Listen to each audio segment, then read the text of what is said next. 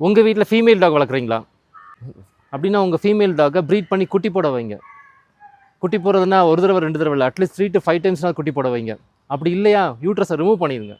அதுவும் பண்ண முடியலையா தயவுசெய்து ஃபீமேல் டாகை வளர்க்காதீங்க.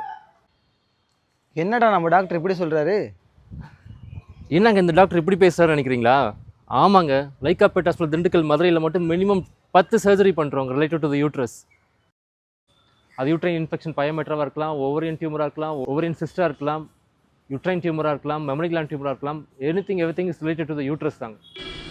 ஃபீமேல் டாக் வளர்க்கணும்னு முடிவு பண்ணிட்டீங்க அப்படின்னா ஒன்று ப்ரீட் பண்ணி குட்டி போட வைக்க முடியுமான்றதை பாருங்கள். அது இல்லையா தயவுசெய்து யூட்ரஸ் ரிமூவ் பண்ணுங்கள். யூட்ரஸ் ரிமூவ் பண்ணுறதும் ஃபஸ்ட் ஹீட்டுக்கு முன்னாடி ரிமூவ் பண்ணணும். அப்படி ரிமூவ் பண்ணிங்கன்னா 80% of the uterine related problem, already நான் சொன்னேன் பார்த்தீங்களா, அந்த மாதிரி ப்ராப்ளம் எல்லாத்தையுமே அவாய்ட் பண்ணலாம். அதை விட்டுட்டு நான் ஃபீமேல் டாக் சும்மா தான் வச்சுருப்பேன், ப்ரீட் பண்ண மாட்டேன், யூட்ரஸ் ரிமூவ் பண்ண மாட்டேன்ட்டு வீட்டில் வளர்த்துட்டு இருந்தீங்க அப்படின்னா சஃபர் ஆக போகிறது நீங்கள் கிடையாது, டாக் தான் சஃபர் ஆகும். ஸோ அதை இக்னோர் பண்ணாமல் பண்ணுங்கள். இக்னோர் பண்ணிங்கன்னா டாக் தான் சஃபர் ஆகும். அதை பார்த்துக்கோங்க.